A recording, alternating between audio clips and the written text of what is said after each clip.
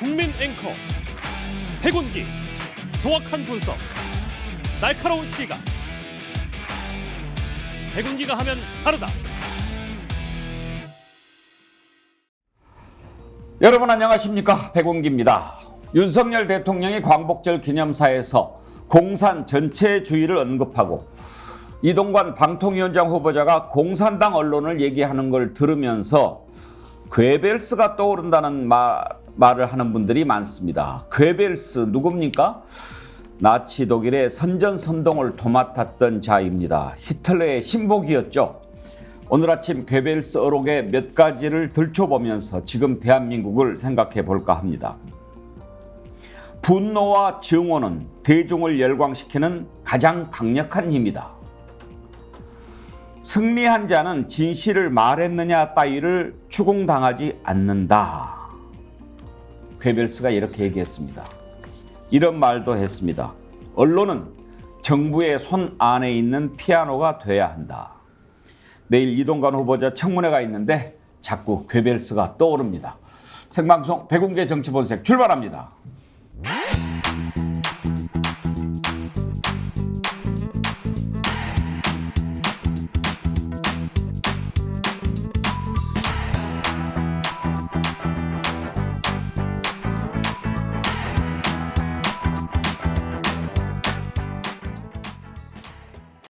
오늘 함께 하실 네 분 패널 소개하겠습니다. 김두수 시대정신연구소 대표, 김정욱 전 청와대 행정관, 장성철 공론센터 소장, 남영희 민주연구원 부원장 함께합니다. 어서 오십시오. 네, 안녕하세요. 반갑습니다. 강명옥님께서 에고 정치본색 보려다가 지하철 환승을 잘못했네요. 죄송해서 어떻게 하죠? 백앵커님 안녕하세요. 우리 아들이 정어리 회원으로 가입시켜줘서 늘 잘 보고 잘 듣고 있습니다. 속이 터지고 힘들지만 진실은 언젠가는 밝혀지고 통한다는 상식으로 참고 견디고 있어요. 감사합니다. 지하철 환승 빨리 다시 하시고요.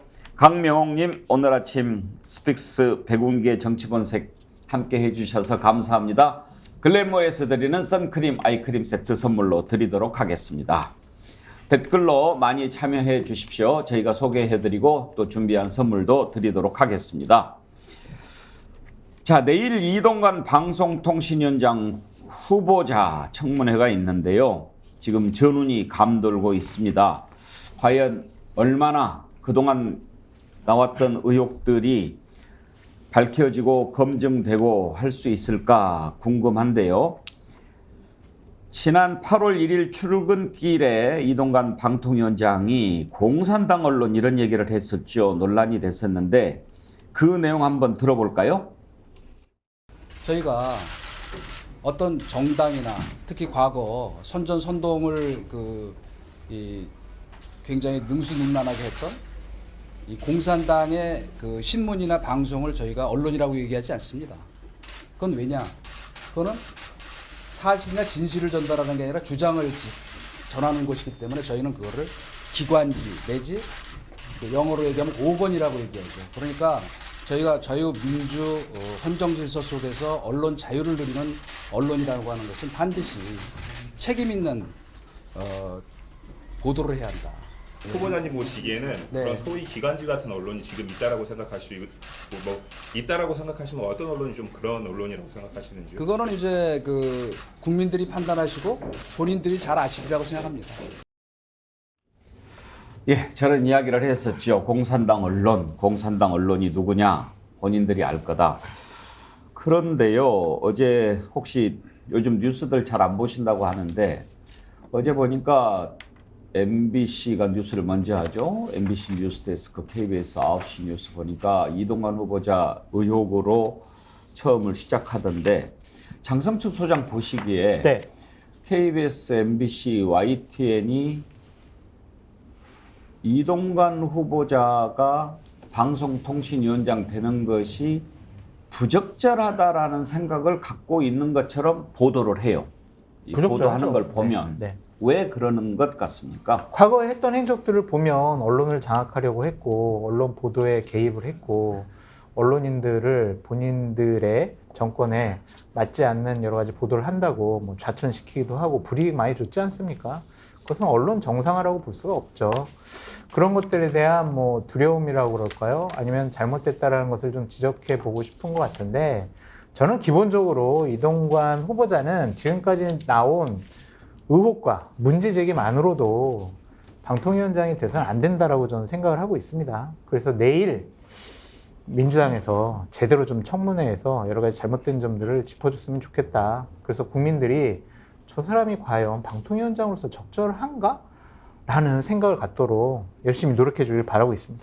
장 소장께서도 이동관 후보자가 방통위원장이 되면 안 된다고 생각하십니까? 그럼요. 뭐 학폭 의혹도 그렇고, 또한 국정원을 동원한 방송장악 문건 의혹, 그리고 본인의 여러 가지 개인적인 재산적인 문제, 뭐 자잘한 거라고 뭐 볼 수는 있겠지만, 또 연봉 7천만 원을 수익을 얻고 있었는데 그냥 건강보험도 안 내려고 피부양자 이렇게 등록하고, 이런 것들이 과연 도덕적으로 맞는 것이냐. 재산 많은 거는 뭐 어쩔 수 없지만 그 재산에 맞는 여러 가지 도덕적인 윤리적인 기준에 맞는 것이냐, 그런 점들을 좀 파악을 해봐야 될 것 같아요. 민주당이 얼마나 준비를 잘하고 있는지 2부에서는 민주당의 민영배 의원 내일 인사청문위원으로 참여하게 되죠. 과방위 소속이니까요. 저희가 모시고 한번 준비 상황도 들어보고 어떤 의혹들 밝혀졌는지 한번 물어보는 시간을 갖도록 하겠습니다. 어제 MBC 뉴스데스크는 네 꼭지로 한화고 상담교수 학폭에 너무 힘들어했다. 그리고 이동관 수석실에서 명진 스님 비방하라, 이런 문건을 보냈던 것도 공개를 했고요. 심지어 무소속 출마 주저앉힐 대책 총선 개입한 정황. 별일이다. 그리고 이제 이동관 후보자가 YTN 임직원 형사 고소하고 3억 원 손해배상 소송 제기한 것, 이 부분까지 보도를 했습니다. KBS 9시 뉴스는 이동관 후보자가 청와대 대변인 시절에 KBS 인사 개입 정황 문건을 공개했고, 청와대 비판하면 문제 보도 이렇게 수시로 간섭했다는 것, 그리고 이동관 후보자가 방송사고 YTN 임직원 고소했다는 것, 이렇게 세 가지를 보도를 했습니다.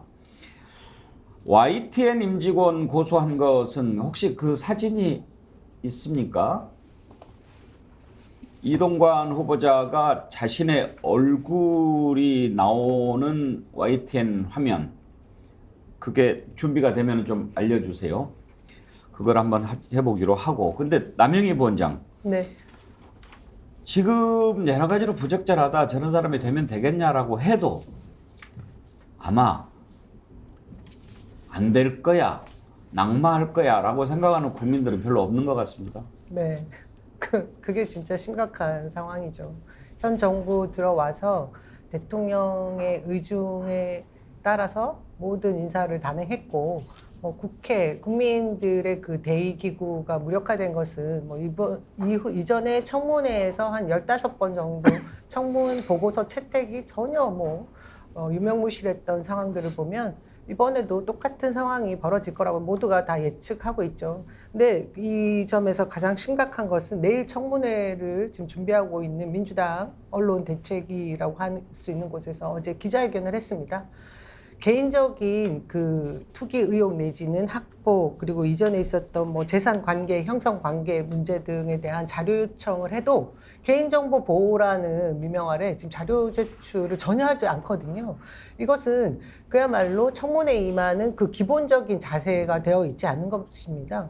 사실 따져 물어도 말씀하신 대로 대통령이 임명할 것이 자명함에도 불구하고 이런 아주 기본적인 것조차 따르지 않는 것을 보면 이동관 후보가 얼마나 국민들을 무시하고 있는지 보여주는 것이라고 생각합니다. 그 YTN 화면이 준비가 됐는데 한번 보여주시죠. YTN이 그 최원종, 그러니까 그 난동을 부렸던 그 피의자 보도를 하면서 이동관 수석 얼굴을 낸 겁니다. 방송 실수죠. 실수했다. 그리고 사과했는데도 임직원 고소하고 3억 원 손해배상 소송을 냈습니다. 왜 그랬을까요, 김도수 대표? 제가 볼 때는 한번 혼을 내주겠다는 생각을 하고 있는 것 같고요. 특히 이제 YTN하고는 상당히 이동관 후보하고는 좀 뭐랄까 앙숙같이 서로 하는데 왜 그래요? 이번에 이제 어쨌든 뭐 지금 예상되는 거는 이동관하고의 처음에 YTN 돌발 영상부터 시작해서 악연이 시작되지 않습니까? 돌발 영상에서 이동관 이제 MB 당시 대변인 할 때 뭐 그 아마 그 오프 더 레코드 뭐 이런 그 뭐 내용을 이제 YTN이 이렇게 쭉 편집을 모아가지고 이렇게 하면서 그때부터 이제 YTN을 집중적으로 이동관 당시 대변인이 공격을 했던 모양이고 거기서부터 지난 한 10년 이상 쌓인 이제 뭐 이런 개인 감정이 있는 것 같은데 이 경우에는 금방 이제 국회가 뒤에 배경이고 그러니까 시청자가 누가 봐도 좀 잘못 올라간 거라는 걸 알잖아요. 그냥 예. 딱 증명 사진을 올린 게 아니고 그리고 또 그것을 실수라고 해서 유감을 표명하고 이제 사과까지 했는데도 이렇게 소송을 거는 거는 내가 혼내줄게 이런 게 있는 것 같고 지금 현재 이동관 후보는 후보가 될 자격도 없는데도 이게 완전히 후한무치한 것 같아요. 그러니까 모든 거에 대해서 기고만장하고 보니까 뭐 뒤에 다루겠습니다만 보안사 출신인데 보니까 보안사 때 했던 버릇이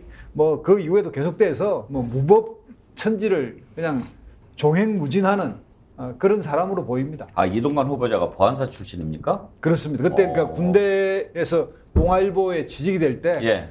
보안사에 근무를 했기 때문에 군대를 다니면서 원서를 내고 시험을 보고 군대 아직 제대도 안 했는데 합격을 해서 12월 뭐 7일 12일. 예, 12일인가 그 다녔고 뭐 한 일주일 이상 또 미리 다니고 뭐 이런 예. 게 다 보안사의 그 힘으로 한 것 같습니다. 아, 그랬군요.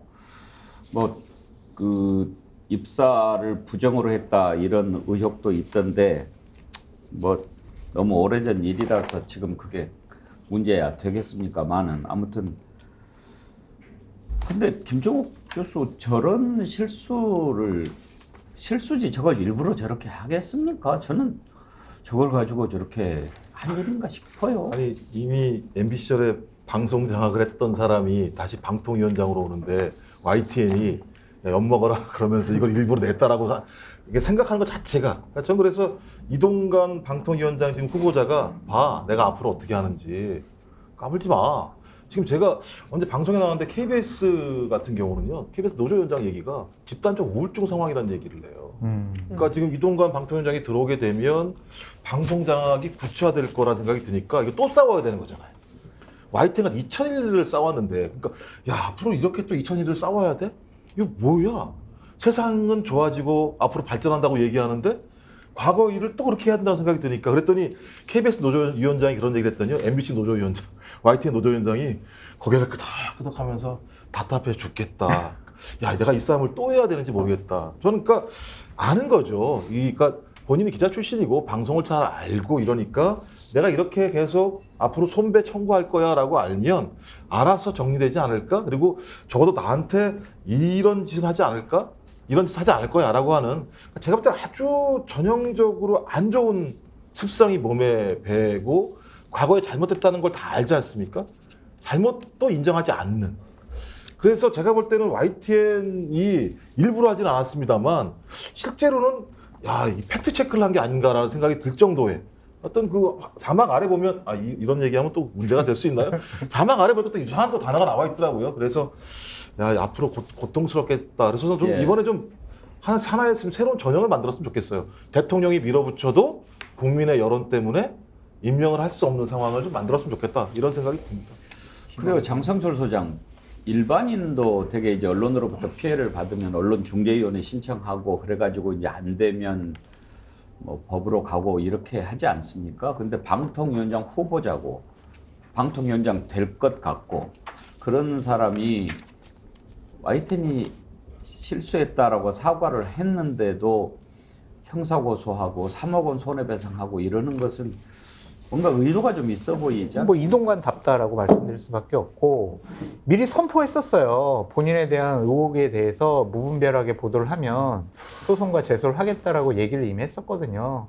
그러니까 YTN에서 저렇게 좀 실수하는 모습에도 저런 것도 의도가 있다고 생각을 하는 것 같아요. 예. 이동관 후보 측에서는. 아, YTN이 의도적으로 그렇게 했을 것이다. 네, 그렇게 생각을 하는 것 같아요. 그러니까 저런 식의 소송을 남발하고 있다라고 볼 수밖에 없는데 YTN이 이동관 후보에 대한 의혹 보도를 상당히 좀 단독 보도를 몇 개 했었잖아요. 그래서 왜 그러나 이렇게 물어봤어요. 예. 그랬더니 그 팀장이 YTN 팀장이 문재인 정권 때 YTN 청와대 일진이었고 노조위원장 출신이래요. 그래서 이동관 수석의 방통위원장 되는 것은 좀 막아야 된다. 잘못됐다. 그렇게 좀 소명의식 같은 걸 좀 갖고 있는 것 같습니다. 그런 것이 좀 이제 작용이 된 것 같다. 네. 저희 내피셜이고요. 그러니까 예. 뭐 일반적인 평가는 아니고 그냥 그런 사실을 좀 알려드리고. 근데 일단 방통위원장이 되겠다라는 분이 저런 식의 입장과 행동을 하는 것은 상당히 좀 부적절해 보입니다. 그러니까 방통위원장이 이런 자리잖아요. 그러니까 새 시대, 새 방송의 흐름 이런 것을 좀 꿰뚫어 봐가지고 산업적 측면에서 방송이 앞으로 어떻게 나가야 되느냐, 먹거리는 무엇이냐 이런 제도적인 기반을 마련을 해줘야 되는데 오로지 지금 생각하는 거는 KBS, MBC 어떻게 장악하지? 이 생각만 머릿속에 있는 것 같아요. 과거지향적이죠. 우리가 미래를 봐야 되는데 과거의 행동과 경험을 통해서 방송을 장악해야겠다라는 의지만 갖고 있는 사람이 과연 방통위원장으로 맞는 것이냐, 왜 저런 사람을 윤석열 대통령께서는 임명을 했는지 도저히 이해가 되질 않습니다. 지금도 특보는 하고 있나요? 후보가 됐으니까 특보는 아마 그만뒀을 겁니다. 예. 제가 한마디 할게요. 어제 그제 8.15 때 그냥 휴가차 한 몇 년 만에 영화를 봤어요. 예. 오펜하이머를 오펜하이머. 봤는데 아. 부러운 게 하나가 있더라고요. 그러니까 미국하고 한국하고 딱 차이가 뭐냐면 인사청문회를 거치고 그리고 표결을 해요. 그래서 장관 후보자가 탈락할 수가 있어요. 근데 한국은 탈락은 오로지 대통령 결심에 의해서만 부적격하다는 국민 여론이 들끓어서 이 사람을 했다가는 정말 내가 큰일 나겠구나라고 했을 때만 탈락이 되는 거지 않습니까? 그래서 너무 부럽더라고요. 그러니까 오펜하이머라고 영화를 다루면서 그 오펜하이머를 시기 질투했던 사람이 상무장관 후보자 청문회가 같이 병행되는 식으로 영화가 되는데 미국은 상원에서 표결을 합니다. 그래서 표결을 하기 때문에 부적격 후보는 가끔 탈락을 해요. 한국은 오로지 대통령의 결심만 하다 보니까 지금 윤석열 정부에서 이동관 후보가 저렇게 호환무치하게 뻔뻔하게 이야기하고 온갖 이 거짓말식 답변과 부인하고 뭐 자료도 안 내고 이런 거는 해봐라. 내일 하루만 지나면 나는 임명된다. 라고 이거거든요. 그래서 예. 정말 우리도 미국은 상원이기 때문에 하원이 아니라 상원이기 때문에 좀 균형감 있게 하는데 보통 50대 50이니까 그럼에도 불구하고 너무 부럽다 이런 생각이 들더라고요. 근데 김두수 대표님 말씀이 정말 옳고 저러는 것이 맞는 방향인데 그러니까 안타까워. 제가 물타기 하려는 차원이 아니라 문재인 정권 때도 장관급 후보자들 같은 경우에 국민의힘 계열의 보수 정당이 인사청문 보고서를 채택을 동의를 안 해주고 반대하더라도 그냥 다 거의 다 밀어붙여가지고 임명을 했어요. 그리고 문재인 정권 시절에 방송법 개정안이라든지 공영방송 지배구조 개선 본인들이 약속했던 부분을 처리를 안 했습니다. 그 부분이 너무 안타까워요. 그 부분만 법으로 처리를 했었어도 이러한 일들은 막을 수가 있었거든요. 그래서 민주당이 지금 이동관 잘못됐어. 윤석열 정권 너희들 방송 장악하려고 그러지. 이것이 많은 국민들이 동의를 하거나 분노를 같이 못 느끼는 이유가 당신들은 문재인 정권 때 뭐 했는데. 이렇게 하니까 그런 거예요. 그래서 저는 그 부분이 너무나 안타깝습니다. 왜 웃으십니까? 아니 이제 안 안타까워요? 또 다른 방식의 전 정권 탓을 하셔가지고 이제 현 정부는 아니, 탓은 아니고. 대놓고 전 정부 탓을 하는데 이렇게 돌려치시니까. 탓은 아니고 그게 안타까워요. 그러니까 알겠는데요. 그러니까 과거에 잘못됐으니까 지금 바꿔야 되는 거죠. 바꿔야죠. 근데 과거에 잘못된 일을 했는데 그 일 때문에 지금 일이 잘 넘어가 이렇게 말씀을 하시게 되면 이제. 저는 이동관은 안 된다고 계속 아니 말씀드리잖아요. 그러니까요. 근데 그렇게만 얘기하면 되는 거죠. 실제적으로는. 전 그래서 말씀하신 것처럼 좀 차이가 있다는 건 뭐냐면 방송통신위원장이지 않습니까? 근데 과거에 방송을 장악했던 것이 명확한 사람을 임명하고 있는 행태에 대해서 문제 제기하는 거예요. 그러니까 대통령이 자기가 진짜 좋은 인재라고 생각이 들어서 어떤 국회 반대에도 불구하고 밀어붙이는 경우, 이것도 제가 볼 때 온당하진 않습니다만, 아니 언론계의 80% 정도의 기자들이 반대하고 있는 상황, 이유는 뭐냐? 저 사람은 과거에 방송 장악을 했는데 내가 직접 봤어 라고 느끼는 사람을 대통령이 임명을 하면 좋은 방송을 만들라는 얘기가 아니라 내년 4월달 국회의원 선거를 위해서 방송을 좀 장악해라고 얘기한 거니까 이건 다른 문제인 거죠. 그러니까 인사청문회 문제가 아니라 본질적으로는 자기의 어떤 권력을 더 확장시키기 위해서 가장 중대한 언론의 자유를 갖다가 침해하기 위해서 소위 임명한 행위이기 때문에 저는 이건 제가 볼 때는 여야를 떠나서 여를 떠나면 안 되겠군요. 거기는 말을 안 들을 테니까. 제가 볼 때는 국민들이 막지 않으면 대통령의 나쁜 행위를 국민이 예를 들면 그냥 방관하는 또 상황이 올 수도 있기 때문에 저는 진짜 이번 인사청문회는 다른 인사청문회랑은 매우 다르다 이런 생각이 들어요. 그게 내로남불. 아니 그러니까 뭐 알겠습니다만 저렇게 얘기할 수밖에 없어요. 저는 과거 문재인 정부에서도 밀어붙이는 게 잘못됐다고 말씀을 드렸는데 네. 지금 와서 그걸 비교를 해서 야 둘 다 똑같은 거야라고 말씀하시는 건 현실의 문제를 풀 수 없다는 거죠. 그렇게 접근해서는. 제가 왜 아까 아직도 이동관 씨가 특보를 맡고 있느냐라고 여쭤봤던 이유는 지금 아직은 방통위원장 후보자고 임명이 되지 않은 상태이지만 현재 벌어지고 있는 여러 가지 일들, KBS 이사 바꾸고 박문진 MBC 바꾸고 또 뭐 방송통신심의위원장 손대고 막 이렇게 하는 것들이 과연 이동관 후보자가 그 부분에서 자유로울까? 뒤에 있지는 않을까 하는 생각을 갖고 있기 때문에 그런 겁니다. 남명희 부원장 보시기에는 어떠세요? 이동관 씨 아닌데 지금 저런 일들이 벌어지고 있다고 보십니까? 아니죠. 일단 이동관이라는 인물이 문제가 있는 거죠. 말씀하신 대로 전 정부에서도 제대로 못했다라고 비판을 하시지만 그래도 최소한 이동관은 아니었다. 이런 말씀을 드릴 수 있을 것 같고요. 지금 그 결격 사유에 대한 부분에 대한 그 여당, 야당의 유권 해석이 굉장히 다른 것 같습니다. 현재 방통위 설치법에 따르면 사실 이 방통위원회 위원장은 객관적이고 독립적이어야 되고 그다음 중립적이어야 된다라고 해서 대통령 인수위에 참여하지 않은 사람으로 해야 된다라고 얘기를 하고 있지만 여당에서는 이 특별 고문은 또 해당이 안 된다. 그래서 야당에서는 법제처에 이것을 유권 해석을 맡기자라고 하지만 서로 뭐 이견을 두고 있기 때문에 이것이 뭐 특별하게 해결될 사안은 아닌 걸로 봅니다. 하지만 누가 보더라도 대통령이 임명하면서 대통령과 마음이 똑같은 사람이라고 생각되는 부분 아니겠습니까? 인수위에 있었다라는 것 자체가 그러면 이 방통위 설치법에 위반된다라고 판단할 수밖에 없는 겁니다. 이런 부분을 두고 기본적인 자격까지도 갖추지 않았는데 이후에 청문회가 무슨 의미가 있을지 그런 생각이 드네요. 이동관 후보자가 이제 내일 청문회를 하게 되는데요. 후보자 지명되고 처음 출근할 때 내 얘기를 의심하고 검증해보라 자신만만했지요. 과연 내일 얼마나 많은 부분들이 검증될 수 있을지 궁금한데요. 처음 출근했을 때 발언 한번 들어보시죠. 적어도 언론의 본 영역이라고 하는 것은 그 검증하고 사실은 의심하고 그리고 확인해서 그래도 최대한의 객관적인 공정한 진실을 전달하는 게 언론의 본연의 역할 아니겠습니까? 그러니까 제가 말씀드리고 싶은 건 제가 얘기하는 것도 의심하고 검증하십시오. 여러분들이.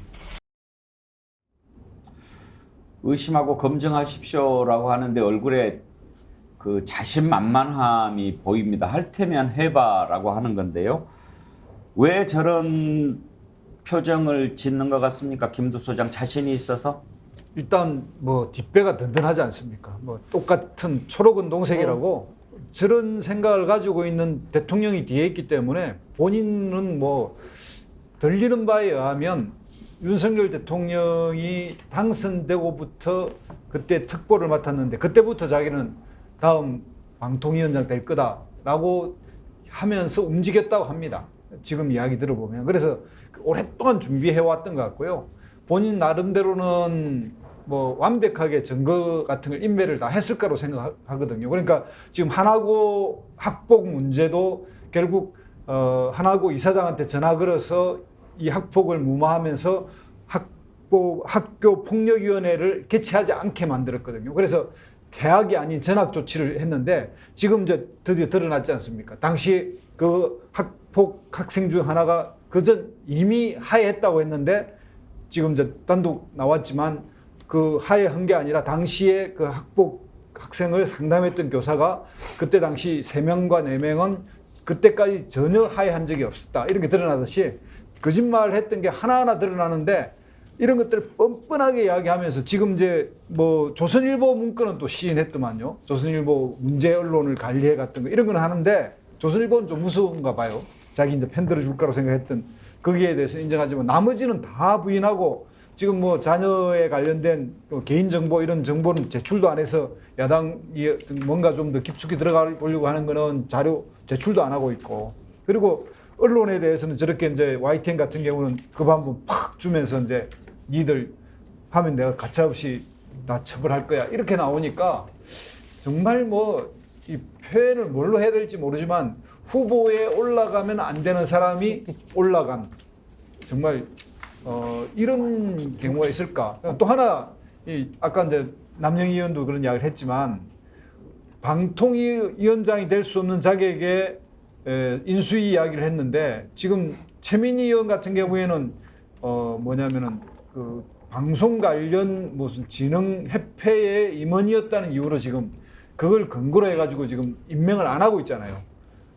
아니 그보다 훨씬 더 큰 인수위의 고문으로 있었으면 훨씬 더 관련이 있는 거죠. 그러니까 이거는 실제 그 유권 해석이 필요한 게 아니라 자격 자체가 없다. 저는 그렇게 생각합니다. 그런 사람들을 이제 못 맞게 하는 법안도 민영배 의원이 발의했다고 하는데 2부에서 좀 알아보기로 하고요. 자, 그러면 내 말도 의심하고 검증해 봐라 그렇게 했는데 한 가지 좀 들여다볼 만한 부분이 어제 MBC, KBS 뉴스를 보면서 들은 생각인데요. 장성철 소장, 네. MB 정부 당시에 그 대변인실인 거의 정무수석실 역할도 많이 했던 것 같아요. 이해가 안 왜냐하면 돼요. 명진 스님에 대해서 사이버 공작 펼치고 죄송합니다. 공천 탈락자 무소속 출마에 대한 대책을 요구하고 이런 것들도 했더라고요. 그러니까 본인이 왕수석이라고 생각을 한 것 같아요. 그래서 단순히 그냥 방송, 뭐 대통령의 입장 이런 것뿐만이 아니라 정무적인 상황까지도 자신들이 해야 좀 안심이 된다. 딴 사람들은 일을 잘 못한다. 이제 그렇게 생각을 한 것 같습니다. 그러니까 이러한 것들이 이분이 이제 과거에 했던 행적들 중에서 드러난 게 이제 몇 개 아닌데 부적절하잖아요. 이런 거 하면은 안 되잖아요. 잘못된 거고 법적으로 처벌도 받을 수 있는데 공소시효가 지났다라는 것으로 인해서 처벌을 할 수가 없는 상황이고 본인은 이런 식의 뻔뻔한 얘기를 하더라고요. 아니 과거에 내가 이런 잘못된 일들이 법적으로 문제 생겼으면 문재인 정권하에서 나를 조사하고 기소했을 거 아니야? 이런 식의 얘기를 하는데 공소시효 때문에 결국에는 조사를 하고도 기소를 못한 거 아니겠습니까? 그러니까 저런 태도야말로 진짜 뻔뻔함의 극치다라고 볼 수밖에 없습니다. 명진 스님 같은 경우에 그때 당시 저희들이 기억하는데 MB 정부를 헌정사상 가장 부도덕한 정부 이렇게 비판을 했지요. 그랬더니 이제 명진 스님 죽이기 심하게 나왔는데 심지어 뭐 룸사롱 다녔다 뭐 이런저런 비위가 있다 이런 글들을 막 포털에 올리고 여론전을 펼쳤어요. 그런데 국정원에서 조사를 하니까 이 사이버 여론전이 홍보수석실 요청이었다라는 거 아닙니까, 김정욱 교수? 네. 그러니까 뭐 기본적으로 제가 볼 때는 아까 말씀 왕수석이라고 얘기했다는 거잖아요. 그러니까 왕수석의 근원이 뭐였냐면 그 MB가 대통령이 되기 전에 캠프에서부터 일일 언론 보고라는 걸 만들어가지고 그 시스템을 가지고 아마 이명박 대통령에게 상당히 예를 들면 총애를 받았던 것 같아요. 그다음에 청와대에 들어가서는 자기가 그런 브리핑을 계속 해야 되니까 모든 수석실의 정보를 다 달라라고 요청을 해서 정보를 다 수합한 거죠. 그러니까 모든 정보가 흐르는 데가 홍보수석실이니까 힘이 모아질 수밖에 없고 홍보수석실은 더 잘 보이려고 이제 국정원한테 계속 뭔가 정치적인 공작에 오더를 주게 되는 일이 반복적으로 벌어지니까 생각을 해보십시오. 그런 역량이 생기면 아니 명진이건 뭐건 상관없이 명진스님이건 뭐건 어떤 형태로든지 자기가 그 사람에 대해서 공작을 하게 되면 그 인물을 갖다 낙마시킬 수 있다거나 아니면 방송을 장악할 수 있다라는 게 오죽하면 KBS, MBC 다 예를 들면 장악 음모들이 다 등장하는 거지 않습니까? 그래서 이건 어찌 보면 그 과거에 어떤 홍보수석실에서 했던 역할들을 이거 제 추정입니다. 뇌피셜입니다만 윤석열 대통령이 원하는 거 아닌가라는 생각이 분명히 드는 것이고 이미 이런 다양한 보도 기사를 보게 되면 아 이런 내용들이 다 과거에 실현됐구나. 그리고 또 중요한 건 이거 수사했잖아요. 윤석열 서울지검장 시절에 아마 이런 내용들 다 보고받지 않았을까 생각이 들어서 일을 야, 잘했군, 야 내 적임자네. 드디어 오히려. 내가 적임자를 찾았네. 근데 하필이면 또 MB계네. 좋아, 가보자. 빠르게 가. 뭐 이렇게 저는 가는 거 아닌가 생각이 들어요. 참 슬프게도 검찰총장 임명 당시에는 이동관 지금 현 후보가 얼마나 잘 씹었습니까? 입만 벌리면 거짓말을 하는 윤석열 검찰총장이라고 하면서 엄청난 비난을 했던데 그럼에도 불구하고 불쾌하지 않은 것 같아요. 제가 그 이유를 보니까 사실 사부 권력이라고 할 수 있는 이 언론을 장악을 하면 행정부 그리고 지금 검찰의 칼까지 가지고 있고 사법부까지 흔들려고 하는 이 사법 권력, 언론 권력 다 장악하면 이 정권을 유지하는데 걸림돌이 없어질 거라는 그런 판단을 분명히 할 것 같고요. 이후에 이제 총선 남았는데 이 총선까지도 장악하게 되면 입법 권한까지 다 가지게 되지 않습니까? 그렇게 하기 위해서는 이런 언론 장악이 정말 필요하고 방송 장악이 필요하기 때문에 이 칼잡이가 검찰의 칼이 아니라 언론 칼잡이로서 필요하지 않을까 그런 생각이 듭니다. 근데 여기에서 여러분들과 함께 생각해 보고 싶은 부분이 하나 있습니다. 이동관 후보자가 공산당 언론을 얘기했는데 윤석열 대통령도 광복절 경축사에서 공산 전체주의라는 얘기를 했습니다. 지금 이 정부에서 이렇게 자꾸 공산당 전체주의 이런 얘기를 하는 이유가 뭘까? 궁금하지 않습니까? 한번 이 부분을 같이 들여다보고 싶은데요. 윤석열 대통령 그 논란의 발언 부분 한번 다시 들어볼까요? 공산 전체주의를 맹종하며 조작 선동으로 여론을 왜곡하고 사회를 교란하는 반국가 세력들이 여전히 활개치고 있습니다. 자유민주주의와 공산 전체주의가 대결하는 분단의 현실에서 이러한 반국가 세력들의 준동은 쉽게 사라지지 않을 것입니다. 공산 전체주의 세력은 늘 민주주의 운동가, 인권운동가, 진보주의 행동가로 위장하고 허위 선동과 야비하고 폐륜적인 공작을 일삼아 왔습니다. 우리는 결코 이러한 공산 전체주의 세력, 그 맹종 세력, 추종 세력들에게 속거나 굴복해서는 안 됩니다. 오늘 우리가 이 부분을 한번 생각해 보려고 하는 것은 단순히 돼서는 안 될 사람 이동관이 방송통신위원장이 돼서는 안 된다 하는 그 문제를 넘어서서 왜 이 정부가 이렇게 하는가 하는 것을 좀 들여다보기 위함입니다. 김두수 대표께서는 윤석열 대통령 광복절 경축사 저 부분을 들으면서 어떤 생각이 드셨나요? 일단 전두환이 6.15 기념사 하는 줄 알았어요. 이건 한 3, 40년을 대한민국 후퇴시키는 발언이고요. 그때의 프레임이거든요. 그러면 윤석열 대통령 왜 저러고 있을까? 마치 그 어린아이가 불을 만져서 화들짝 놀라서 그러고 난 뒤부터는 그 불에 대해서 굉장히 두려움을 가지고 있지 않습니까? 그런 생각, 그런 뭐냐면 굉장히 어린애적인 생각처럼 단순한 건데 지금 현재 의식 속에는 그런 것 같아요. 그러니까 지금 대한민국을 둘러싸고 있는 이런 북한의 어떤 핵이라든지 이런 걸 통해서 한반도에 전쟁이 일어날 가능성이 많다라는 생각 하나에 모든 초점을 맞추고 있는 것 같아요. 그러니까 지금 한미일 동맹으로 나아가려고 하고 군사훈련을 하고 뭐 이런 것 자체가 다 그렇게 연결되어 있는데 너무나 이 한반도의 어떤 이런 전쟁 상황이라고 하는 단순한 생각, 그러니까 한반도에 전쟁이 일어나지 않아야 한다는 건 맞지만 이것을 관리하고 충분히 평화 모드를 조성할 수 있는 다양한 수단이 있는데 오로지 힘, 미국에 붙어서 또는 일본의 힘을 빌려서 한반도의 평화를 지킬 수 있다라고 평화가 아니라 평화를 지킨다라고 하면 오히려 말이 되지만 전쟁이 일어날 것 같고 이 전쟁을 막아야 한다는 생각처럼 단순화돼 버린 거라고 생각이 들고요. 거기에 그냥 올인을 하고 있는 것 같아요. 그래서 뭐 그런 생각이 저렇게 이제 공공연히 튀어나오니까 뭐 이동관 같은 사람도 써야만이 이 언론이라든지 이런 데서 지금 설치는 좌파, 진보 세력 이런 것들 다 싹쓸이 해야 되고 그들을 일소해야만이 전부 총력 안보 뭐 그때 한 70년대 썼던 용어들 있지 않습니까? 뭐 때려줬다 공산당, 합심하자, 뭐 이룩하자 유신가업, 뭐 이런 그거 같은 이런 식으로 막 몰려가는 정말 한심하고 이게 대한민국을 선진국에 들어선 대한민국이 어떻게 이렇게 후진국으로 지금 후퇴하고 있냐 한심스럽습니다. 김정욱 교수는 왜 이 정부가 지금 이렇게 하는 것 같습니까?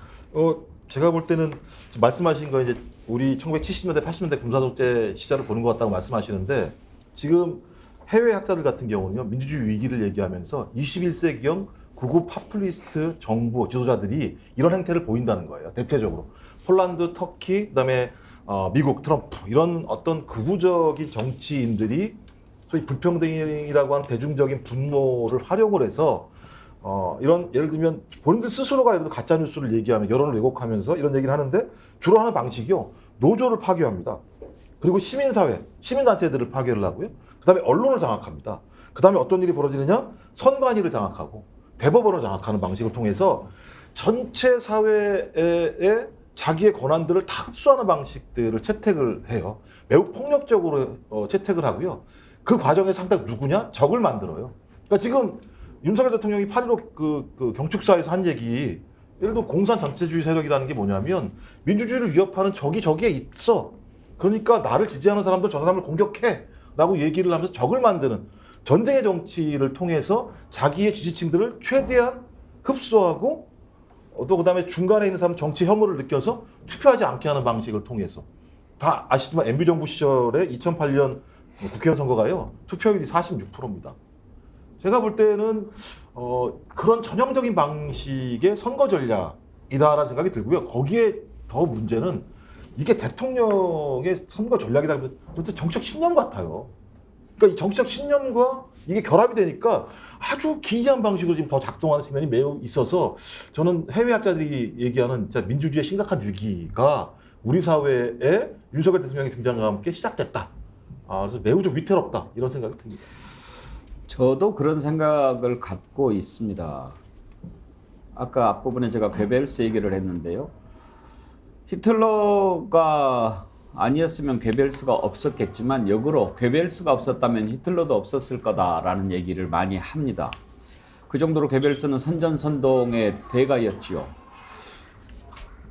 항상 괴벨스의 얘기를 이렇게 쭉 들어보면 누군가를 적으로 만듭니다. 만들어야 합니다.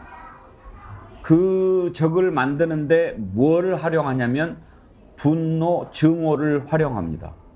그렇게 해서 유대인이라고 하는 공통된 적을 하나 만들어서 공격을 하죠. 공산 전체주의, 공산당 누굽니까? 민주주의 운동가, 진보주의 활동가 뭐 이런 사람들이 위장해서 했다라고 얘기하는데 누가 떠오릅니까?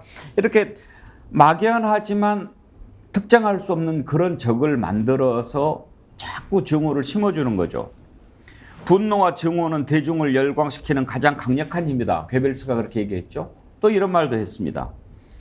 피에 굶주리고 복수에 목마른 적에 맞서려면 무엇보다 한없는 증오를 활용해야 한다.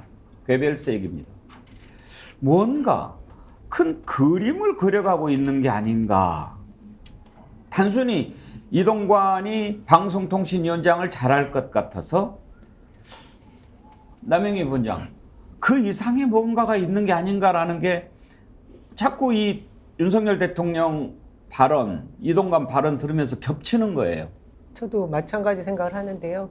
이번 정부가 처음 출범하면서 가장 걱정이 됐던 부분이 외교 안보 분야였습니다. 그 외교 안보 분야에 있어서 한미일 동맹을 가치 동맹으로 여기면서 미국의 하위 개념으로 들어가는 부분에서 일본을 마치 안보 동맹, 더 나아가서 군사까지 동맹할 수 있다라는 개념으로 지금 나아가고 있는 방향을 보면서 장기 집권 플랜이 이런 방향으로 가는 것이 아닌가. 주적을 북한에다 두고 북중러까지 대결 구도를 만들어서 이 정권이 계속해서 불안을 조장하는 것으로 자신의 그 장기적인 정권을 유지하려는 그런 계획이 있는 게 아닌가라는 의심을 했거든요. 근데 지금 이후에 아까 우리 교수님 말씀하셨던 것처럼 뭐 노조 탄압, 시민단체 탄압, 언론 탄압, 뭐 야당 탄압은 말할 것도 없고요. 그리고 사법부까지 지금 흔들고 있는 상황들을 보면 이후에 이번 총선뿐만이 아니라 앞으로도 이 정권이 장기적인 집권을 하기 위한 그 거대한 그런 플랜을 짜고 있는 것이 아닌가 싶어서 굉장히 우려됩니다. 장성철 소장은 공산 전체주의 윤 대통령 발언을 어떻게 들으셨나요? 저런 발언은 대통령의 언어가 아니다라는 생각이 들었고 8.15 경축사에서 저런 발언을 한 것도 상당히 의아스럽고 부적절하지 않았느냐라는 좀 생각이 들어요. 근데 저는 이제 오늘까지는 대통령이 또 상중이라서 비판을 상당히 좀 자제하는 것이 좋겠다라는 입장을 갖고 있는데 저는 앞에 계셨던 말씀하셨던 분들이 집권 세력들이 집권 전략으로 저렇게 이분법적이고 증오의 언어를 써서 뭐 분노를 일으키려고 한다. 그래서 지지 기반을 확대하려고 한다라는 부분에 대해서 동의를 하지 않아요. 왜냐하면 저렇게 하려면 되게 대통령실이나 국민의힘이 같이 정밀하게 합을 맞춰야 되거든요. 근데 그런 흔적은 없어요. 그러니까 대통령실 같은 경우 저런 계획을 세웠거나 아니면 저런 의견이 있는 사람을 보지를 못했고 당에서도 그래요. 그냥 저는 느낀 게 대통령이 그냥 원래 저런 생각을 갖고 계셨다. 누구로부터 그런 얘기를 들어가지고 그냥 본인이 연설문을 저런 식으로 고친 것이 아니냐라는 좀 생각이 드는데 머릿속에는 이런 거가 있는 것 같아요. 그냥 한미일 군사협력, 동맹 이것이 대한민국의 국민의 생명과 안전을 지키는 가장 중요한 지름길이다 라고 생각을 하시는 것 같은데 우려스러워요. 그러니까 뭐냐면 이러한 발언들을 통해서 대통령이 관심이 있는 것은 저런 이념 문제로구나 라고 인식할 수밖에 없잖아요. 그러니까 경제가 지금 되게 어려워지고 있는 이 상황에서 대통령의 머릿속에는 또 국정 가치에는 경제는 없고 이념 문제만 있다? 이것은 앞으로 국정 운영을 해 나가는 데 있어서 내년 선거에 있어서 과연 도움이 될까? 그런 생각이 좀 듭니다. 근데 하여간 집권 세력 내에서 정밀하게 쫙 계획 잡아가지고 야 이렇게 몰고 가자. 내년 총선에 우리가 이겨야지. 장기 집권 이런 것도 절대로 아니고 어떻게 이거 가지고 장기 집권을 해요? 제가 그렇게 느끼는 게 뭐냐면 우리 국민들이 정말 이 하루하루 터져 나오는 각종 이슈들을 다 소화하기도 힘들 정도로 현재 다발적으로 뭔가 이렇게 포탄을 터뜨리는 듯한 기분을 받거든요. 그게 저는 그냥 뭐 즉흥적이고 감정적으로 어떤 국정을 운영하기 위해서 나온 상황이 아니라 정말 치밀하게 계획된 것을 하나하나 이행하고 있구나 하는 생각을 지울 수가 없습니다. 민주당에서 공식적인 논평을 낸 구구 유튜브에 그건 제 내피시 티어리예요. 근데 저게 맞는 것 같아요. 이런 상황에서 무기력해지는 것은 결국 힘없는 국민들이고요. 지금 야당도 속수무책일 수밖에 없는 것이 계속 지탄을 받는 것이 있습니다. 왜 민주당 제대로 못 싸우느냐. 근데 싸우려고 하면 한 가지에 집중할 수 있어야 되는데 그렇지 못하게 혼란스럽게 만들어가는 상황으로 계속 끌고 가고 있거든요. 저는 이제 대통령한테 이런 식 안보관을 준 사람은 이제 김태호 지금 국가안보실 차장, 예. 이 차장인데 이분의 경우에 보면 발탁한 이유 중에 하나가 보면 아버지하고도 연결돼 있거든요. 그러니까 아버지가 검사였단 말이에요. 그러니까 윤석열 대통령이 검사로서의 인연이 있는. 그래서 그런 인연으로 해서 발탁도 됐고 보니까 마침 또 같은 아파트에 살았더라고요. 그러니까 이게 여러 가지인데 지금 이 동북아를 둘러싸고 세계 전략에서 지금 현재 윤석열 대통령이 이렇게 하고 있는, 그러니까 거의 완전 신냉전 체제로 돌아가면서 거기에 가장 앞장을 쓰고 있는, 그러니까 좋게 말하면 선봉이지만 다른 식으로 말하면 이게 고봉이잖아요. 그냥 그 지금 미국과 일본은 중국과의 관계라든지 데이터를 보면 교역량이 오히려 늘어나고 있고 말로만 뻥뻥뻥 싸우고 있는데 우리는 실제 교역량도 줄어들고 말로 싸워서 피해를 계속 받고 있고 경제가 어려워지고 있는데 그나마 이제 이 와중에 중국은 약간 이 문제를 좀 타개보기 위해서 그 강강을 푼 것 같아요. 근데 이게 강강을 푼 것조차도 이게 윤석열 대통령이 이렇게 강하게 나갔기 때문에 얻었다 이렇게 착각을 하면 정말 큰일인데 아니에요? 이 문제에서 정말 이 동북아를 둘러싸간 미묘한 외교의 흐름을 정말 좀 그 다층적이면서 여러 가지 지혜를 모아서 조심조심 이렇게 해가야 될 상황에서 저렇게 일방적으로 그냥 앞장서서 자기 혼자 100m 앞에 나가버리면 자기 도와줄 사람은 없는데 어떻게 하려고 이러냐. 대한민국의 운명이 그런 것 같아서 정말 안타깝습니다. 자, 윤석열 대통령과 이동관 후보자가 얘기했던 공산당, 공산 전체주의 어떤 맥락이 있었을까 잠시 짚어봤는데요. 자, 내일 인사청문회가 있으니까 그 청문회를 보고 또 이 내용을 더 다루기로 하겠습니다. 지금 이 정부 들어서서 참 여러 가지 의혹들이 계속 생산되고 있죠. 민주당에서 1특검 4국조 추진하겠다고 합니다. 1특검, 그러니까 특검은 하나, 최수근 상병 사건 수사한 박정훈 대령에 대해서 외압을 행사한 그 부분은 특검으로 다루고, 그리고 이제 4가지 의혹에 관해서는 국정조사를 하겠다는 겁니다. 양평 고속도로 특혜 의혹, 그리고 방송 장악, 오송 지하차도 참사, 새만금 잼버리 파탄 난 거. 자, 그런데 그 전에도 왜 이렇게 많은 국민들이 반대하고 걱정하는데도 무리하게 방통위원장 밀어붙이는가, 또 여러 가지 하는 거 다 야당을 만만하게 봐서 그런 게 아니냐라는 지적이 나오지 않습니까? 국정조사 과연 얼마나 이게 실효성 있게 움직일 수 있을지도 걱정인데, 예고편이라고 할까요? 어제 국회 행안위가 열렸습니다. 잼버리 문제 좀 다뤄볼까, 그리고 또 오송 지하차도도 다뤄보겠지, 여러 가지 들여다보는 곳인데요. 어제 김관영 전북지사 출석 요구했는데, 여당이 요구했는데 출석하지 않았죠. 당연히 이상민 행안부 장관도 안 나오고, 국민의힘에서는 간사 한 사람 딱 나와서 한두 마디 떠들고 나가가지고 회의를 파행시켰습니다. 이런 식으로 해도 그냥 야당이 할 방법이 없습니다. 속수무책이죠. 그냥 질러대기만 하는 건데, 내일 청문회는 어떻고 또 앞으로 벌어지는 1특검 4국조 추진 과정은 어떨까 보면서 참 많은 국민들 답답해 했을 것 같습니다. 어제 행안위 장면 몇 부분 한번 보시죠. 여야 간사 간에 합의되지 않은 의사 일정에 대해서 의사 일정에 기반한 이런 일방적인 회의 진행은 멈춰 주십시오. 합의했잖아요. 야당에서는 오늘 회의가 합의해서 이미 지난달에 공개된 상황 아닙니까? 합의된 일정이라고 그렇게 말씀하시죠. 이미 공지했잖아요. 정부 부처나 그 사이에 네? 잼버리 그건 파행이라는 추후에 돌출적 논의해야 할 상황이죠. 그거는 오늘 이 전체 회의가 열리는 이 자리에서 잼버리 문제에 대한 논의가 되지 않는다는 것이 말이 됩니까? 충북지사의 출석은 강하게 요구하시면서 전북지사만큼은 안 된다는 이유 자체를 이해할 수 없습니다. 애시당초 참가 충북지사는 왜 안 됐어요? 말씀해 보세요. 지난주 지금 한 달이 넘었어요. 제 의사 진행 발언 시간입니다. 오늘 이 자리에서 전북지사가 없는 상태에서 잼버리 문제를 논한다는 것은 결국은 윤석열 정부에게 잼버리의 모든 책임을 떠넘기겠다는 그런 의도 아니겠습니까? 이 자리는 이미 7월 달에 하려고 했던 현안 질의를 국민의힘이 억지를 써서 충북도지사 출석을 못하겠다고 해서 8월 16일로 미루어졌고, 그래서 합의됐던 일정임에도 불구하고 합의되지 않은 의사 일정을 진행한다고 위원장님께 말씀하시는 것도 안 맞다고 생각합니다. 간사로서 좀 책임감 있게 해주셨으면 좋겠고요. 네.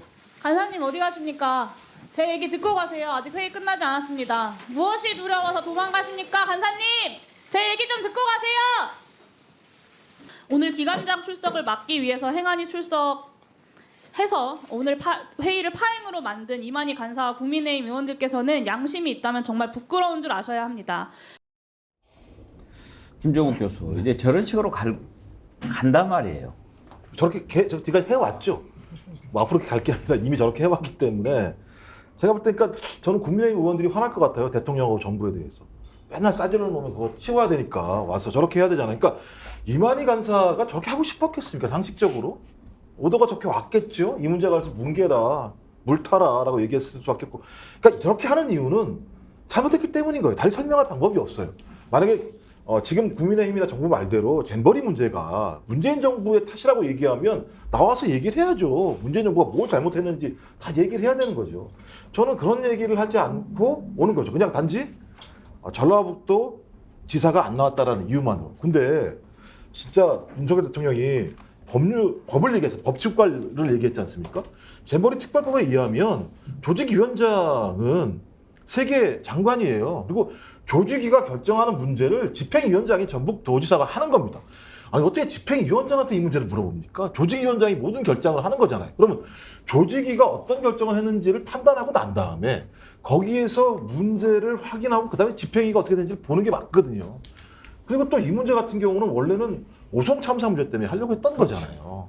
약속된. 한 달 동안 계속 오송 참사 14분의 안타까운 죽음이 있었는데 거기에 대해서 한 번도 상임위 개최하지 않았던 국민의힘이 이제 와서 아니 어제 오송하고 오늘 내일 잼버리 하면 되잖아요. 이걸 왜 섞으려고 그러냐고요. 아니, 오송 참사랑 잼버리랑 섞어서 어떻게 예를 들면 국민들한테 원인을 밝히려고 하는 거예요. 오히려 이런 문제는 자 오송 3일 하고 제가 저 같으면 자 잼버리 3일 하고 국민들이 충분히 알도록 뭐가 문제인지 이렇게 해야 되는 게 아니겠습니까? 제가 볼 때는 이렇게 하는 방식은 자기의 잘못을 저는 오히려 우회적으로 인정하는 것이고 저런 국민 모두가 보는 왜냐하면 많은 국민들이 아마 상임위에서 무슨 얘기하는지 지켜보았을 거예요. 저 인간들이 왜 저런 일이 벌어졌지? 전 그걸 회피하려고 하는 것으로밖에 보이지 않기 때문에 앞으로도 저는 계속 이렇게 할 거라고 생각이 듭니다. 근데 남영희 부원장 이런 생각하는 국민들도 있을 것 같습니다. 왜 빌미를 주냐? 그러면은 전북지사 나오게 해서 그러니까 지금 저걸 보면서 국민들이 그렇게 생각할 거 아니에요. 지금 뭐 꿀린 게 많으니까 괜히 김관영 전북지사 출석 안 한 거 그거 핑계대고 이제 깽판 쳐버렸다라고 생각하는데 그럴 걸 미리 예상을 했다면 그래 우리 전북지사 나가지 너네들도 다 나와 이렇게 했으면은 더 나은 거 아닌가 그렇게 생각할 수도 있는데 표면적으로 보면 저도 그 부분에 동의하거든요. 아니 저도 왜 그럼 이렇게까지 할 이유가 뭐가 있지? 전북도의 책임도 우리가 일정 부분 시인도 했고 사실 사과도 했는데 이렇게까지 국회 상임위 파행까지 갈 이유가 있을까라고 생각을 했거든요. 근데 사실 그 국회에서 증인을 채택할 때 5일 전에 이미 합의해서 통보도 해야 되고 이 절차라는 게 있거든요. 아까 말씀하신 대로 김종국 교수님 말씀하신 대로 이미 합의 본 사안에 대해서 절차대로 하자. 이후에 잼버리에 대한 행안이 그 국회 상임위가 열리지 않을 수 없는 것이거든요. 그러니 이번에는 오송 참사에 대해서 하기로 했던 부분을 하자. 이게 이제 지금 파행의 이제 뭐 원인이 됐던 것 같습니다. 그럼에도 불구하고 저희 여당 쪽에서도 사실 한 발 물러나서 전북 도지사 우리 바로 부를 테니까 그러면 이거 파행시키지 말고 하자라고 말해줬더라면 그런 오해는 불식시킬 수 있었을 것 같다는 생각도 저도 하긴 했습니다.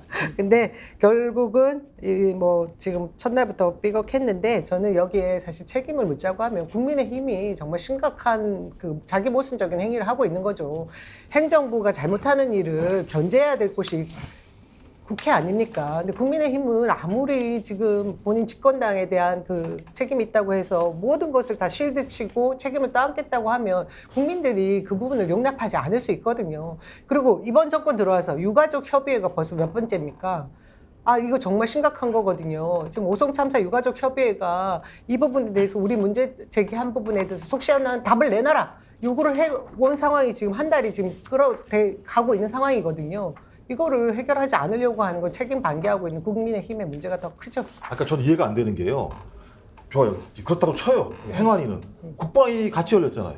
국방위 왜 안 불러요? 네. 국민의힘 논리대로 얘기하면 국방위도 불러야 될 거 아니에요? 그러니까 전북도지사를 불러야 된다고 얘기했으면 국방위도 불러야 될 거 아니에요.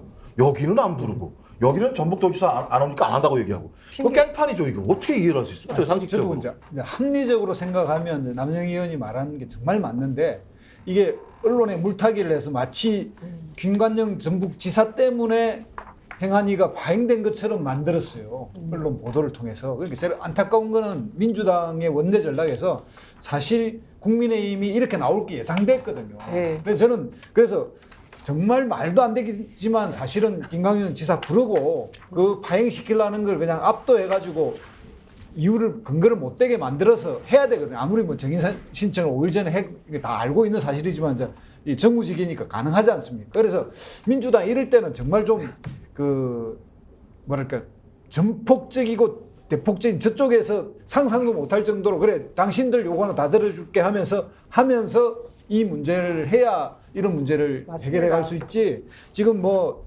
지금 국방위도 저런 식으로 파행시켜버리고 행안위도 그렇게 하고 국토부도 그렇고 국토위도 그러고 있고 이런 거에 대해서 민주당의 전략이 좀 더 적극적이어야 된다. 그러니까 상상을 초월한 저쪽에 어거지 생태를 쓰는 거를 막기 위해서는 그보다 더 큰 물량을 부어야 된다. 이런 생각이 듭니다.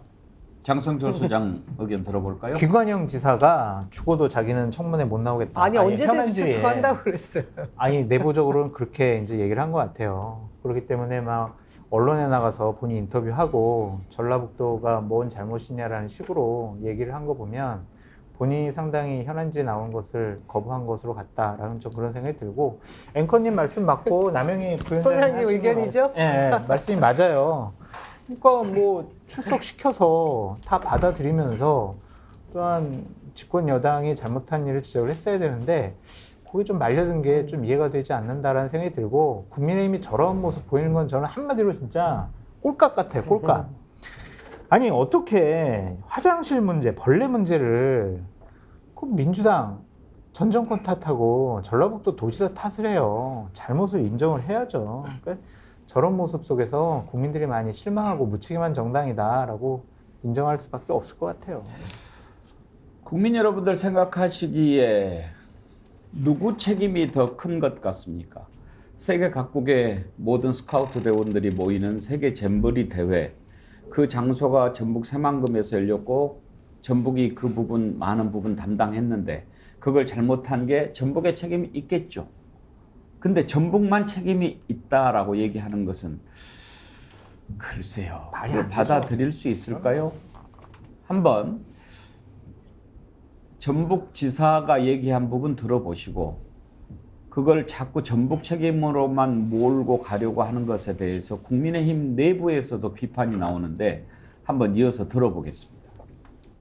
주로 이번에 이제 문제되었던 것이 화장실. 네, 화장실, 음식 배분 문제, 폭염 대책 이제 이런 것들은 이제 명확하게 이 조직위의 업무로 되어 있기 때문에 이제 그런 부분이 화장실, 음식, 폭염 대책 이게 다 조직위 책임인가요?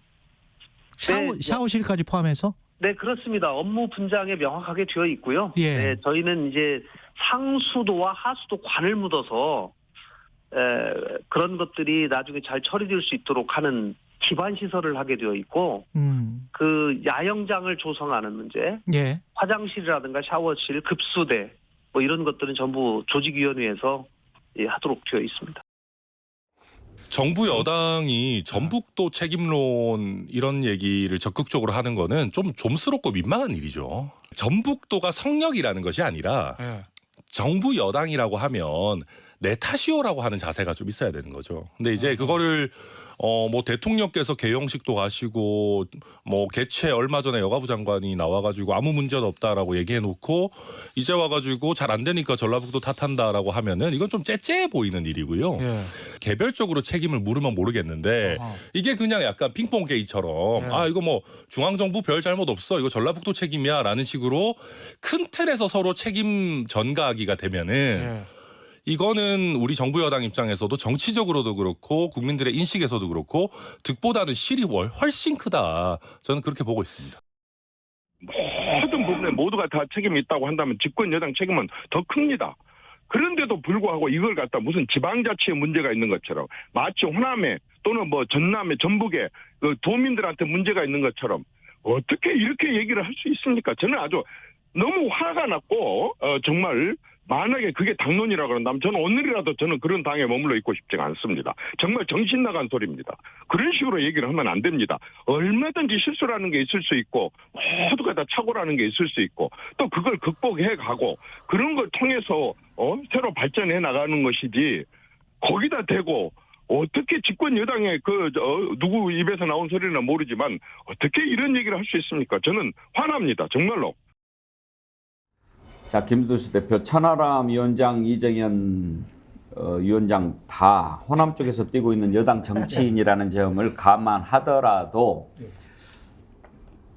전북 책임이다라고 하는 것은 좀 어거지 같아요. 너무 어거지죠. 정말 뭐 손바닥으로 하늘을 가리는 것 같은 느낌이고 민심을 알기 때문에 정치인들이 저렇게 이야기하는 겁니다. 민심의 그 도도 하늘을 여론조사를 해보십시오. 아마 8대2 정도 나올 거예요. 아마 뭐 아무리 한 30% 윤석열 대통령 지지하는 사람들 쪽에서도 한 10% 떨어져 나갈 거예요.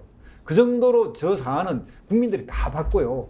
저 진행 전체는 조직위가 그냥 하는 겁니다. 그럼 조직위를 왜 둬요? 그리고 예산의 80%를 조직위가 썼는데 그 기반 시설을 하고 전북도는 좀 소위 말하면 몸빵을 한 거잖아요. 그러니까 전북도 입장에서는 얼마나 저거 막 지탄 받으니까 애쓰고 막 그 사람들 자발적으로 도와주고 하면서 저 부분을 막 발로 뛰면서 그 마지막에는 애를 썼기 때문에 속상하고 답답해가지고 이제 김관지사가 이제 인터뷰 하면서 좀 그런 걸 말을 좀 조금 실수하긴 했지만 고생은 전북도가 하고 실수는 그 중앙 부처가 다 했는데 지금 와서 이걸 뭐 반반처럼 만든다는 건 어불성설이고 하늘이 보고 있습니다.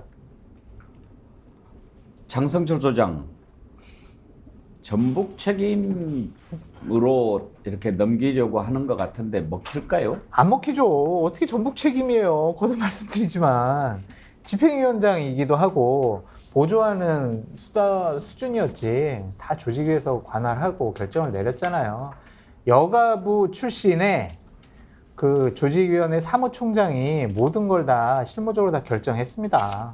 그 보고를 받은 여가부 장관은 문제없이 잘 준비되고 있다고 얘기를 했잖아요. 거듭 말씀드리지만 전북도 차원으로 문제제기 하려면 잼버리가 열리기 전에 전북도가 이러한 부분 도와주지 않고 제대로 준비 안 해가지고 이번 잼버리 파행이고 잘못될 것 같아요 라고 미리 했어야죠.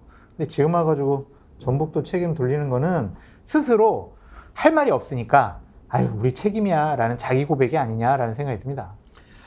요즘에 정치본색 진행하면서요. 항상 시간이 부족해요.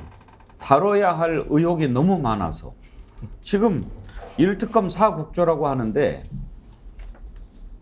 이 문제를 좀 국민들과 함께 생각해 봐야 되겠다라고 하면 그냥 그게 끝나기 전에 또 다른 게 나와가지고 또 그 얘기 하다가 앞에 부분 잊어먹으면 그거 안 되는데 그런 생각도 들고요. 언젠가부터 또 최수근 상병 순직 사건과 관련된 내용을 언론에서 또 보기가 쉽지가 않습니다. 이럴수록 그 해병대 수사단장 박정훈 대령은 얼마나 외롭게 싸우겠는가 그런 생각도 들고요. 그런데 우리가 함께 해주지 않으면 안 되겠다 그런 생각도 듭니다. 이거는 꼭 한번 짚어봐야 되겠습니다. 지금 누가 가해자고 누가 피해자입니까?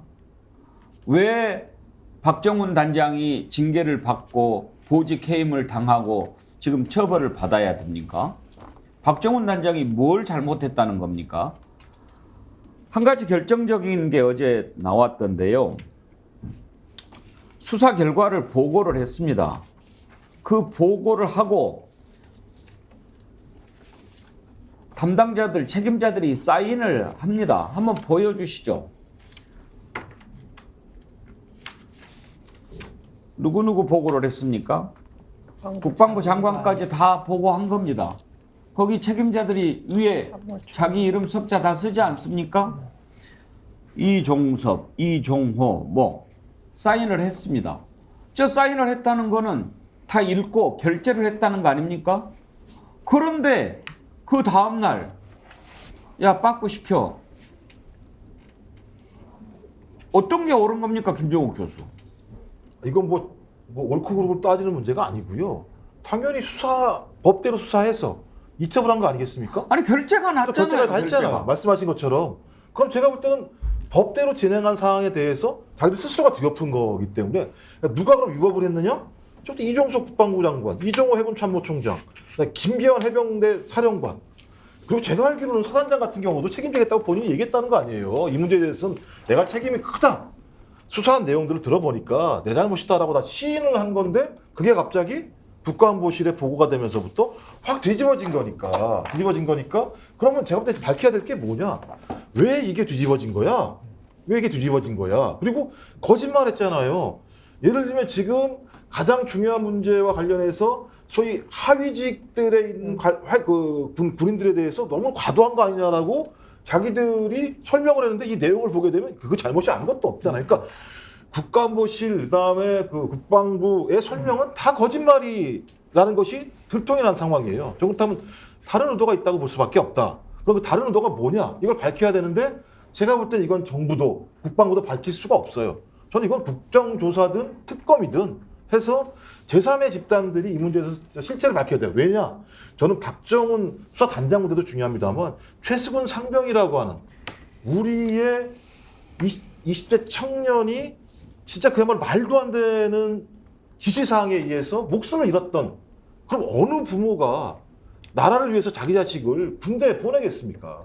저는 그 문제에 대한 실체를 밝히자는 얘기인데 지금 다르게 지금 물을 타고 있는 측면이 꽤 많이 있기 때문에 저는 이 부분에 대해서는 어떤 형태로든지 저는 특검까지 가야 된다고 봐요.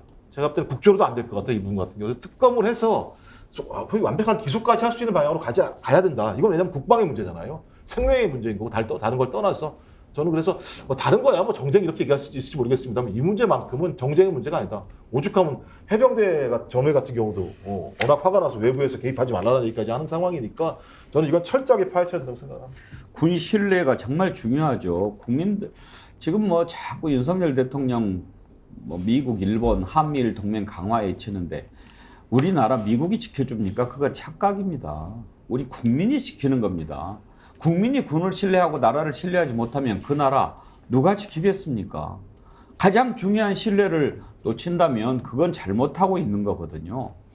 남영희 부원장, 결재라는 게 뭡니까? 권한이지만 책임 아닙니까? 그러면 자기들이 지금 사령관, 참모장, 국방부 장관 결재했는데 그게 이렇게 바뀌면 그 사람들이 책임져야 되는 거 아닙니까? 맞습니다. 그리고 다른 조직도 아니고요.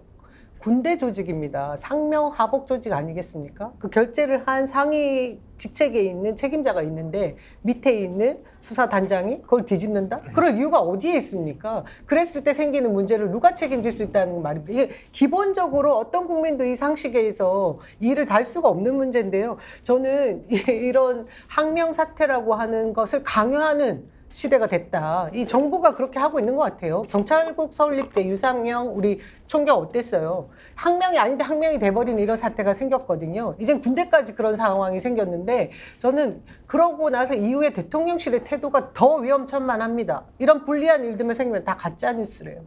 너무 편리한 치트키가 있는 거예요. 그들에게는.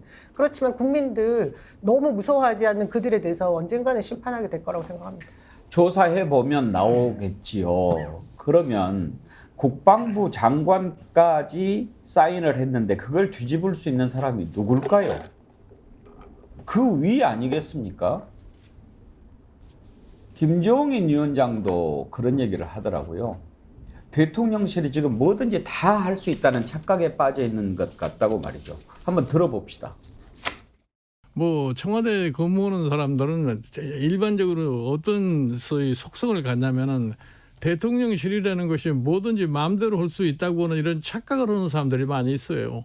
그런 데서 발생하는 것이 이런 문제가 아닌가 이렇게 생각을 해요. 대통령실에 근무하는 뭐 수석이 됐건 비서관이 됐건 자기네들의 행동이 결과적으로 어떠한 영향을 미칠 것이라고 하는 것에 대한 사전에 조금 세심한 주의를 기울였으면은 이런 문제가 발생하지 않겠죠. 예. 장성철 소장, 지금 이제 김종인 위원장이 지적한 부분은 강승규 시민사회수석 전당대회 개입 관련된 부분에 관해서 지적을 한 건데, 그렇죠. 꼭 그 부분만이 아니라도 이런 일들이 일어나는 것들이 다 대통령실은 뭐든지 다 할 수 있어. 이런 생각을 하고 있기 때문에 그런 게 아닌가 생각이 드는 그런 것 같아요. 그것을 이제 국민의힘을 통제하는 가장 큰 권능이 공천일 거예요. 그러니까 이철규 사무총장. 그러니까 사무총장의 공천 과정 중에서는 공천관리위원회 부위원장으로서 실무를 총괄합니다. 어제 의원총회하면서 이러한 협박을 했죠. 배를 침몰하게 하는 승객은 함께 승선하지 못한다. 내부에서 딴소리 하지 말아라. 대통령 욕하지 말고 우리 지도부 건들지 말아라. 그럼 너희들 공천 안 준다. 이러한 얘기를 하고 있잖아요. 그러니까 대통령실과 호흡을 맞춰서 지도부가 다른 얘기가 나오지 않도록 올가매니까 저러한 얘기들이 나오는 거고, 저렇게 안보실이 개입돼서 국방부 장관까지 사인한 여러 가지 문서들에 대한 결정을 뒤집을 수 있다. 이런 생각까지 하는 것 같은데 대단히 부적절하고 잘못됐습니다. 정권은 바뀔 수 있고 사람 바뀔 수 있지만 국가의 시스템은 계속 유지되어야 하는데 누구 말 한마디, 누구의 판단 하나로 사적인 통제가 이루어질 수 있다고 생각하는 것은 큰 착각이다라고 다시 한번 말씀드려요.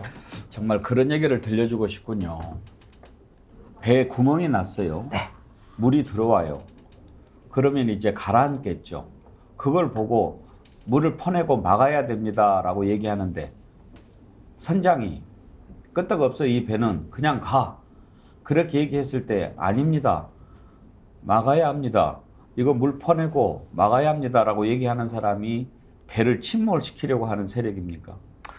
근데 이 정권 하에서는 대통령의 판단과 생각에 어느 누구도 다른 얘기를 못하는 것 같아요. 그러한 건의라든지 사전의 회의라든지 참모 기능이 마비됐다라고 볼 수밖에 없는 상황입니다. 건강한 나라가 아니죠, 절대 그러면. 앵커님, 제가 이제 현재 국정 운영을 하는 분들, 특히 이동관 방통위원장 후보자, 그리고 다른 분들을 보면서 간신이라는 것에 대해서 좀 생각을 해봤어요. 그래서 좀 자료를 찾아보니까 공자가 얘기하신 간신론이 있더라고요. 제가 이동관 후보자가 간신이라는 것이 아니고 좀 이런 사람들이 대통령을 망치는 것이 아니냐라는 좀 생각이 들어서 간단하게 짧게 좀 소개시켜드리면, 뜻은 어리석으면서 지식만 많은 사람은 간신이다. 말에 사기성이 농후한데 달변인 사람도 간신이다. 행동이 한쪽으로 치우쳐져 있는데 고집만 센 사람도 간신이다. 비리를 저지르면서 혜택만 누리는 사람도 간신이다.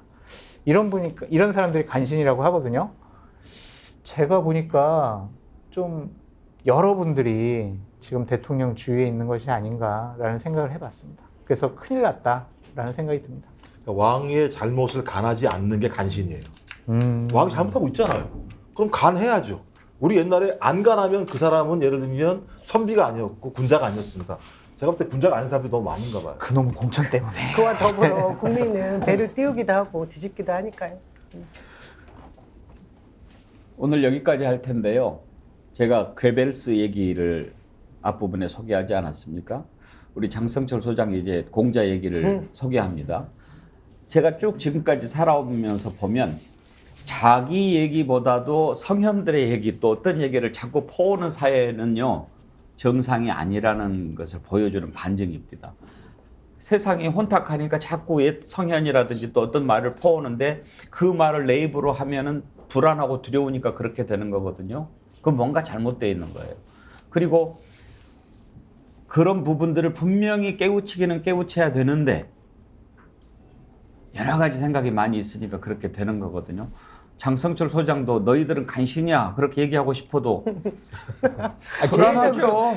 공자님 말씀하신 거지 제 생각은 아닙니다. 하필이면. 근데 그렇게 또 그 올바로 얘기하고 그렇게 하면 반국가 세력 돼요. 네. 근데 제가 뭐 그런 걸 무서워하는 거는 아닌데 하여튼 좀 이런 얘기들도 듣고 느껴봤으면 좋겠습니다. 예, 오늘 1부는 여기까지 하겠습니다. 예고해드린 대로 2부에서는 민주당 민형배 의원 모시고 내일 이동관 후보자 청문회 어떻게 대비하고 있는지 들어보도록 하겠습니다. 오늘 네 분 수고하셨습니다. 감사합니다. 네.